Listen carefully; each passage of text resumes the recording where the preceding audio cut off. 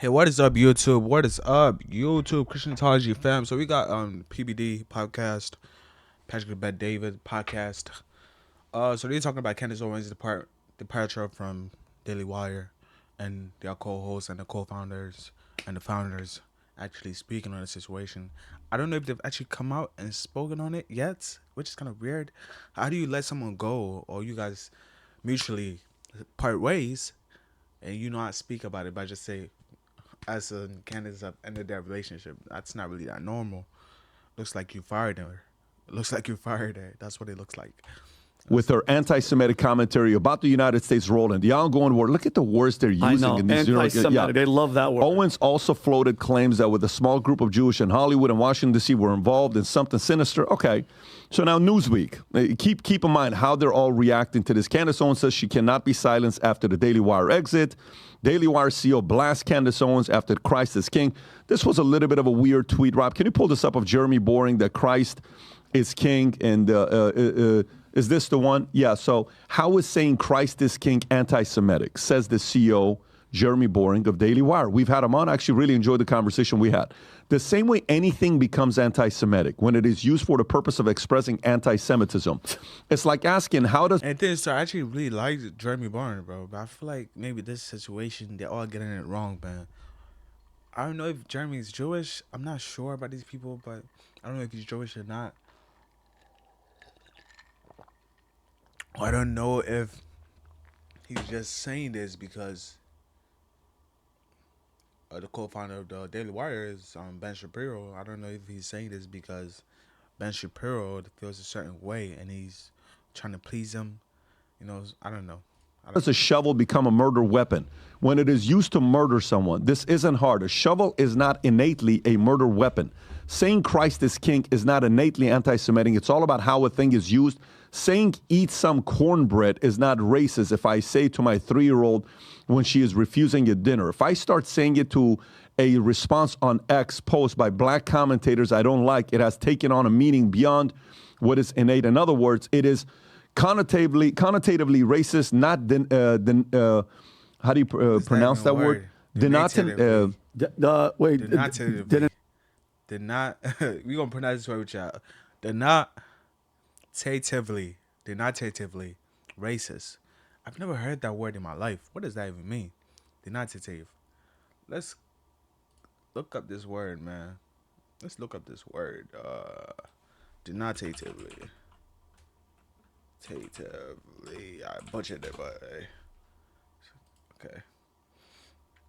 In accordance with a fact or the primary meaning of a term. Synonyms: explicit, literal, limited to the explicit meaning of a word or a text. Still don't understand what that means.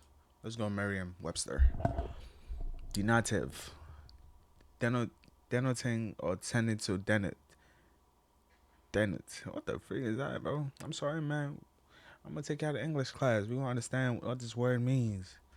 These people try to act so smart, man. These people try to act so smart.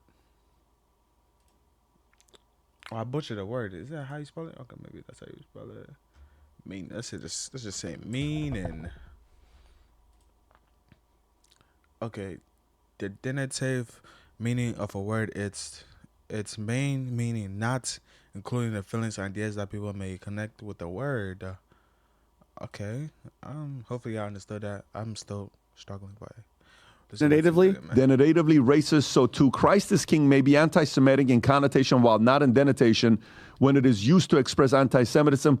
When did this become so? It has always been so. It is so. Yes, innately. Additionally, saying Christ is King for an evil purpose, like using it as a weapon to express your... I mean, it's just what the hell? You could have stopped a long time That's a ChatGPT. That's asking ChatGPT. Buddy. So...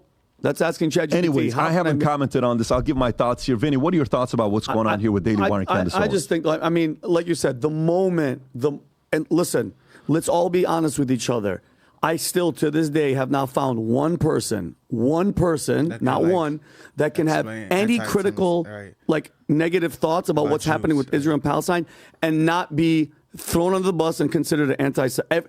It's as if Israel can't do anything wrong. And if you do say one thing about Netanyahu or you say something about the tactics, it's automatically you're anti-Semitic. What's happening, like that Rabbi Shmuley, who is just, the more and more he speaks, the more and more like people are turning away. Like, look at this embarrassed. This is the video that he made. Okay, by the way, he's a rabbi. And I wanted to ask you, Adam, because I literally, genuinely have zero idea. I'm a Christian. Our priests are, they're not allowed to be involved with writing sex books or selling lubes or whatever the hell his sex Play shop this clip. First, see this clip, This guys. is what he does. Hi, everybody. Purim is a day of celebration. We feel bad for Candace Owens that she lost her job. So I figure, with her image of what Jews are supposed to look like, why not at least validate her? I am dressed up as a Candace Owens Jew. Now, this is not a Christian child, this is a Jewish child. But if it would be, I got my Christian blood. What a disgusting Spicy, guy. delicious. I got my Jewish nose. I have filth, because Jews are all filth. And more than anything else, what does 80 have? Money!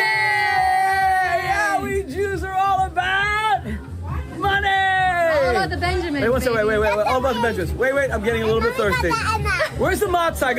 I don't want to finish the whole thing and not mix it into the matzah. So can someone just bring me?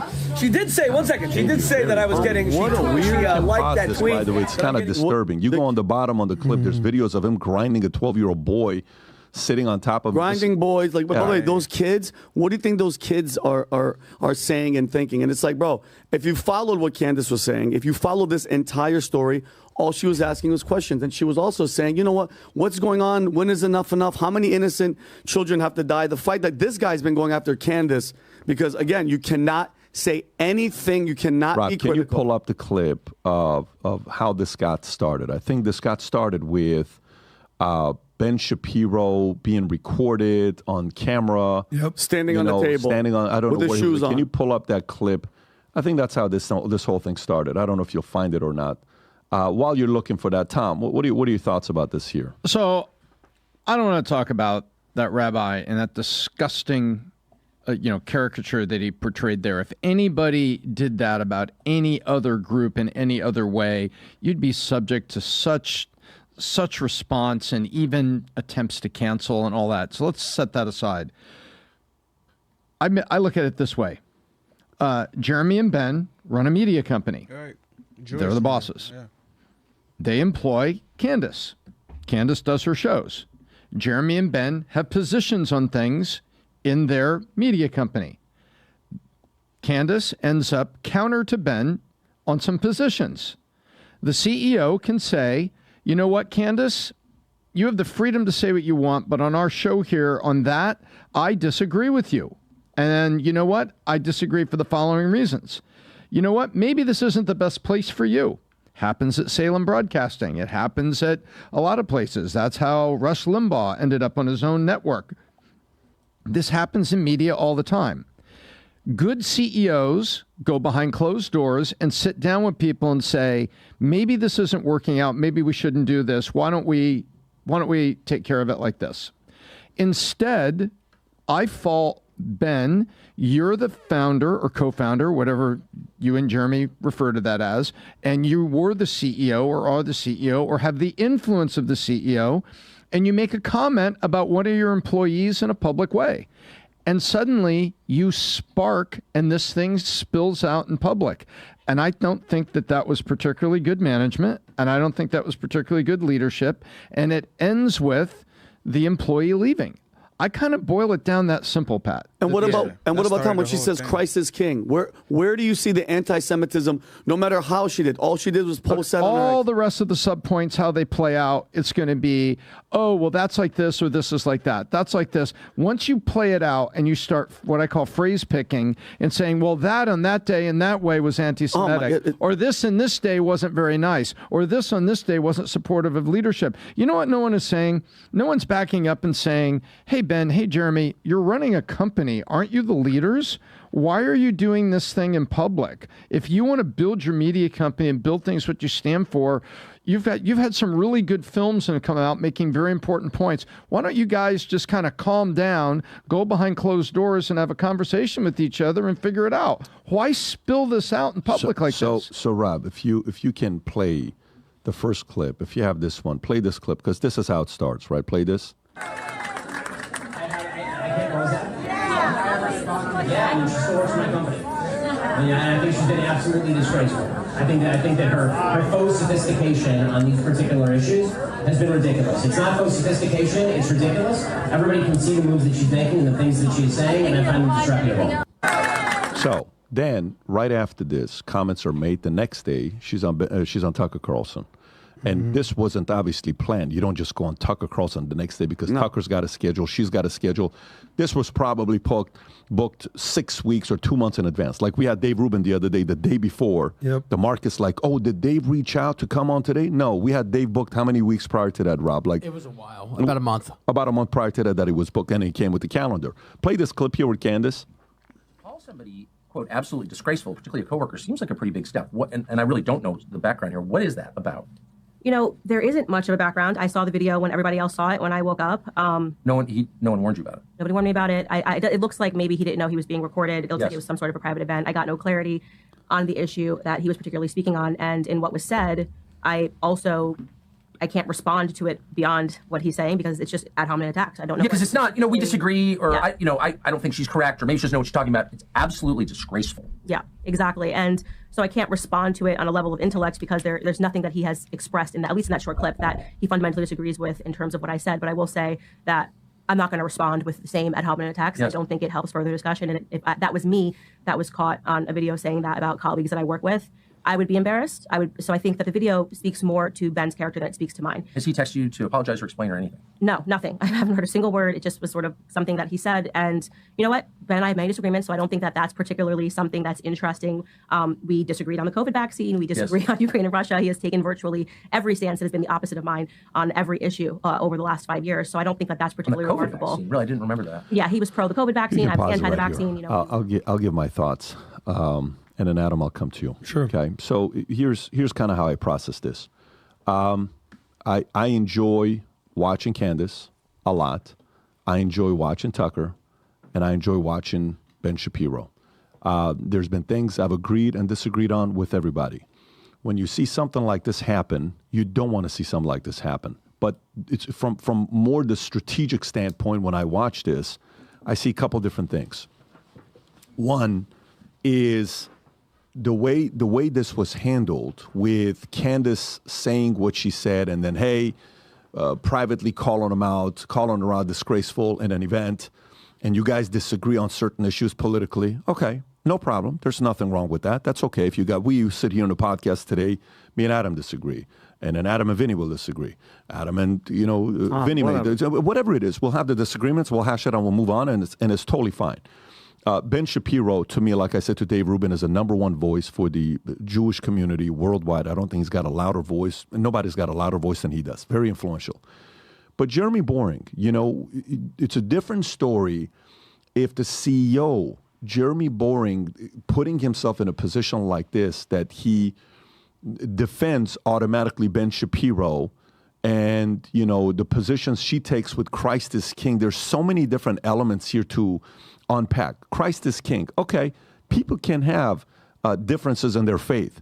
You can have a difference in your faith on what you think with Jesus, what you think with, Jews, Christians, Scientology. I was in an office for 3 years, and I was working with half the office were all Scientologists.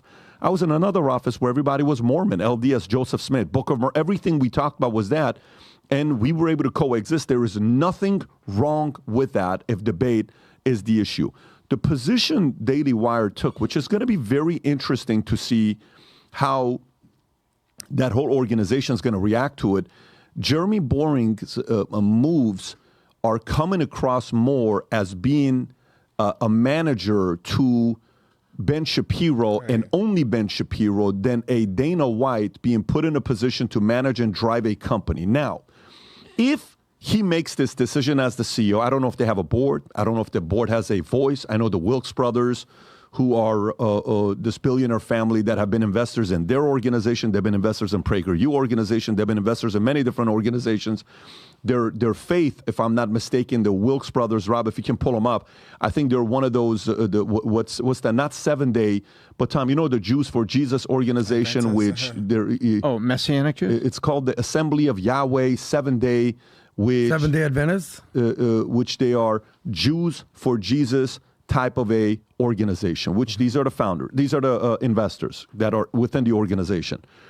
When you make a position like that and you're defending Ben Shapiro the way you did, and you're obviously going against anybody that says Christ is king, and one of their talents comes out 3 days ago, I don't know what his name is, he makes a video saying Christ is king is anti-Semitic. Rob, if you have that clip, I know you have this clip, if you can send it to Rob. You watch all of this stuff. This is the one. If you can play this clip here, go on and play this clip. What is his name? Clavon? You know, when I did this, by the way, the priest who baptized me said, you know, Christians won't accept you. You'll still be a Jew. And I said, well, I am. That's my race. I'm a Jew. I'm proud of my race. It's a great race. It's done many, many great things, including write the Bible. And, you know, I am a Jew. But that hasn't happened at all. Christians have welcomed me with open arms, except this Christ the King anti-Semitic crowd. Oh, God. Christ is the king. And one day, every knee will bow and recognize it, because he's not just my king, he's king of the universe.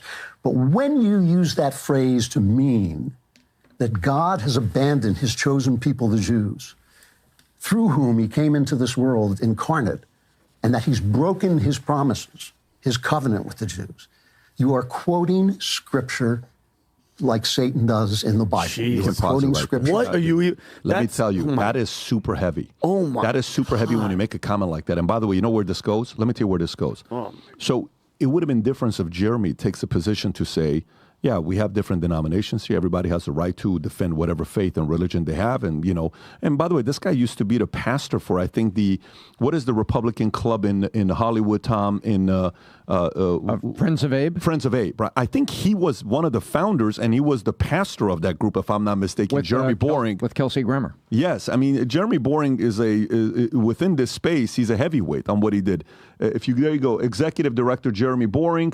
I think he was their pastor, so Christian. He's well-read on the faith and all this other stuff. So, I don't know. When you handle it that way, what you're pinning your brand as is, I will 100% defend Ben Shapiro, and that is it.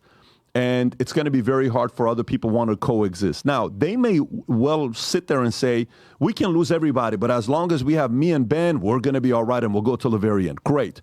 It's going to be tough to have other people want to coexist if you brand yourself that way. It's very difficult. Now, they may also look at Candace, because if you look at their lineup, Ben is considered an intellect. Jordan Peterson considered an intellect, right? A lot of these guys may be considered an intellect. Maybe to them, they don't view Candace as an intellect. Maybe they look at Candace and say, she lacks intellect. She is not as scholarly educated on the history of this and this and that, and and you know, and that's who it is. Well, I think America probably relates more to somebody like her and everybody else who thinks they are the... I would say Candace is very intellectual, in my opinion. Very intellectual. It's our talent. Ben Shapiro is the co-founder, editor, of the Daily Wire, and host of the Ben Shapiro Show, the largest and fastest growing conservative podcast and radio show in the nation. Matt Walsh is a popular writer speaking one of the right and most influential voices. He is the host of the Matt Walsh Show, where he boldly tackles the tough subjects and speaks out on faith and culture in a way that connects with the generation and beyond. Andrew Clement is a man of many talents, screenwriter, author, contributing editor, podcast host, satirist. He currently hosts the Andrew Clement Show on Daily Wire, a celebrated host of the Michael Knowles Show at the Daily Wire, the book club at PragerU, and a verdict with Ted Cruz. Vanity Fair has described Michael as a dapper, lip-triggling troll. You know, like, because that is a form of being an elitist if you think everything you do is right and you're not willing to have those types of conversations with others. So I actually don't know the decision they made. However, here's how business works. Tom, you and I know this. If your decisions, say whatever number they have, you know, a lot of people online are throwing around a number that their top line revenue is $200 to $250 million per year. Okay? It's a real business. $200 to $250 million per year. No problem. They got a lot of big projects going on. I think most of them are committed for movies, this, and that. Okay, no problem. Everyone's going to see the effect of Candace Owens, what it's going to cost in subscribership, in dollar amount, in revenue. Maybe they're right. Maybe she's right. Market's going to decide. But if you make too many decisions like this and it's one-sided and you oust the other side, it feels like if I'm going here, I can only be on one side. And if I'm not safe because I could go somewhere else. Again, the series of the way they made their decisions is questionable. But every time you run a business, I'm also on the other side when I run a business, and every decision we make, it's easy to target. Hey, look at what they did with the insurance company. Look what they did, and the Pat's wrong, and this is why they're losing, and people are leaving, and da-da-da. It's so easy to also take shots while you're actually a person running the business. It is very hard to run a company. It is very hard to start a company and grow to $250 million, whatever the top line revenue is, and have the employees, and especially in a space that you're giving your opinions. It has got to be super hard, and you're constantly going to be having shots being taken at you, but that's the job you chose to have. The market will look at you and see if you think this was the right decision to make. Let's see how the market reacts to it, and they will with numbers, with subscribers, and dollars. Tom. And that's the market. And I've been very clear. Daily Wire has made some great content, great film. In my opinion of this situation, I think that yes, they might take a little small hit. Maybe it might be a strong hit to their viewership, membership, whatever it is. But I think they have Matt Walsh, Ben Shapiro, Michael Knowles, and Andrew Clavin. That's a good starting four. I think Candace Owens was like the icing on the cake, in my opinion. Yeah, I think they could still run. Yeah, the Daily Wire will be fine. They'll take a little small hit, but Michael Knowles and Matt Walsh, Ben Shapiro, they have their core audience, and Candace Owens has a core audience. Yes, maybe half of Candace Owens' audience will still support Ben Shapiro and the Daily Wire, and half will go with her. But yeah, I think that's how it's going to play out, honestly. I think they'll be fine. Obviously, it's a huge company. They will be fine to take a little hit. But yeah, I'm going to be honest. I only watch the Daily Wire because of Candace Owens. I don't relate to any of the other four. I like Matt Walsh. He's funny, smart. He talks a lot about the faith. But now on, he doesn't really talk about the faith. It's mostly pop culture and stuff like that, which doesn't really interest me. I'm more interested in the faith-based content. When he was in his car talking about the gospel, talking about God, abortion, whatever it is, that was more interesting to me. Michael Knowles is cool. I watch some of his content. Ben Shapiro, I'm not the biggest fan. I'm not really. He doesn't. But I would say he was the corny guy in high school that was smart and kind of annoying. But I don't have no problem with him. I'm sure he's probably a cool guy, nice guy, whatever it is. But that's the way I see him. I think that's what everybody sees. But hey, let's get back to this video, man. It's about 2 more minutes. Films that I think need to be made that are very helpful to their audience. What I look at is the how. And Pat, I've watched you over the years. You've had very difficult discussions have had to happen with some sales leaders. I've never seen you put out a tweet that like rips somebody up or call them publicly disgraceful. I've seen you take names out of it and speak to a sales meeting. You know, some of you I'll be speaking to because we need to make the company better, and I don't think you're as good as you can be. I've heard you say things like that. That's a general statement where everybody sits back there. Boy, I hope that's not about me. Maybe I should reflect on how I'm doing. And then I've seen you in private, at private meetings, sit down with people, no microphones, no camera, and look somebody in the eye and say, what are you doing? What was this all about? And then take them through the facts. How do you think that looks to your team? How do you think that looks to other people? How do you think that reflects on the company? Those are best done privately to move a company forward.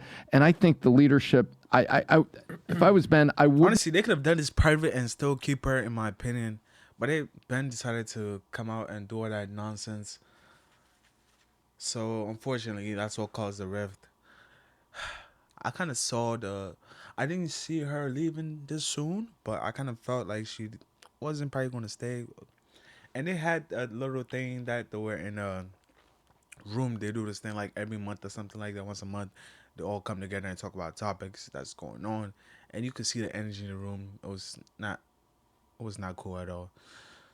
She barely spoke in that room. Unfortunately, it looks like she didn't even want to be there. But yeah, let's get back to this, man. Wouldn't have done it that way because you're in a media company. It's going to explode, and you can have those conversations quietly. See, the difference is, Tom, I'm okay with Ben saying that. I'm actually okay with what Ben said, because you know what Ben says? Ben says, number one priority in my life is my faith, and I'm a Jew. That's my number one priority. It's Israel.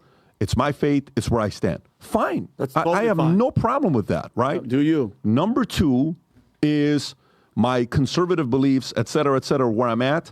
Number three is Daily Wire and the other talent. Obviously, you can put family in there as well. I'm taking family out. But that's how he's no problem. You can do that. If you, the guy that's running the business, then can kind of bring everybody together to dinner, that's a part of your job to do the dinner, and nobody needs to know. And by the way, maybe they had the dinner. Maybe, Candace and George had dinner with Ben and his wife, and everybody's around and sitting there talking and saying, guys, what's on your mind? What's going on? Well, look, here's where he stands. Here's where she stands. Can we coexist? Because at the end of the day, guess who's the enemy? The enemy is not Daily Wire. The enemy is not Candace. The enemy is not Ben Shapiro. The enemy is what the manipulation is taking place amongst your kids on what they're doing with religion, with faith, with families, with policies, with border. That is the enemy. Can we unify against the real enemy? If then one says, nope, this is where I draw the line. You screwed up. I'm done with you. Then we got to make a decision, right? And if that meeting's been had, guess what? Salute. Good for Jeremy for having that. But if that meeting's not been had, and maybe they're having it right now, I don't even know what's. But the point is, it's a little bit strange. But the market will react, and we'll see what they're going to say. See what they're going to say, Adam. All right. Well, we've spent some good amount of time with Candace, and let me just say off top, I've enjoyed my time with Candace. I thought she was great. We've done content, we've done interviews, we did the live podcast.